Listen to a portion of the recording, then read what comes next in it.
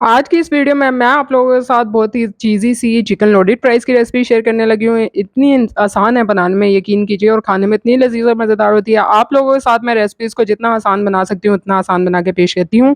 बच्चों के लिए आइडियल रेसिपी, आजकल वो छुट्टियों पे हैं, तो इनको आप जो है वो बना के दीजिए। घर में बना के आप एन्जॉय कीजिए। टी टाइम के तौर पे आप इसको यूज़ कीजिए। तो चलते हैं रेसिपी की जानिब। अस्सलाम वालेकुम, welcome to my YouTube channel kitchen with Jam. तो यहाँ पे मैंने लोडेड फ्राइज़ के लिए बोनलेस चिकन ले लिया है 300 ग्राम, छोटे-छोटे चंक्स में मैंने इसकी कटिंग कर ली थी। और इसके साथ ही इसके मैरिनेशन के लिए मैंने 2 से 3 टेबलस्पून इसमें दही डाला है और 1 टीस्पून मैंने लहसुन पाउडर डाला है, 1 टीस्पून अदरक पाउडर। आप लोग फ्रेश जिंजर और गार्लिक इसमें यूज़ कर सकते हैं। साथ ही मैंने 2 से 3 टेबलस्पून इसमें तिक्का मसाला डाला है और आधे घंटे के लिए इसको मैरिनेट होने के लिए रख दिया है।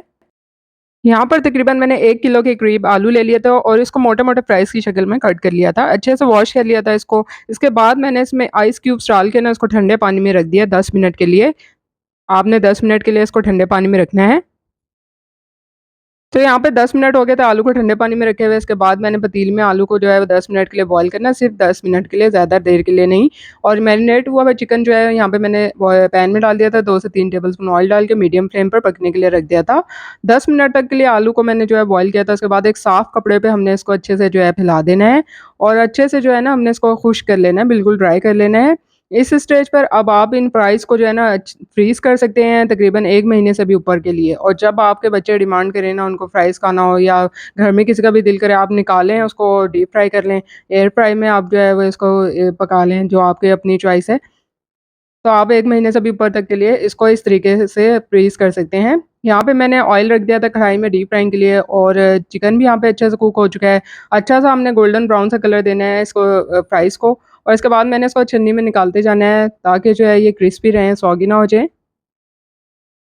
यहाँ पे मैंने कुछ वेजिटेबल्स भी ली थी, शिमला मिर्च थी जिसको मैंने क्यूब्स में कटिंग कर लिया था और एक प्याज़ लिया था, दरमियाने साइज़ का स्लाइस में कटिंग कर लिया था।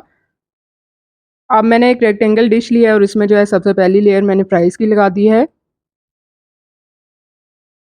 और साथ ही मैंने जो है उस पे थोड़ा-सा चीज़ डाल दिया था, जो कि चेडर और मोज़रेला मैंने दोनों मिक्स किए हुए थे और वो चीज़ मैंने ऊपर से इस पे जो है इसकी लेयर लगा दी थी। यकीन कीजिए, आप इतनी महँगी लेते हैं लोडेड फ्राइज़ किसी भी ऐसी मशहूर जगह से, और घर में इतनी आसानी से बन जाती है और कम बजट में, और इतनी ज़्यादा लज़ीज़ और मज़ेदार होती है, आप लोग ज़रूर ट्राई कीजिए।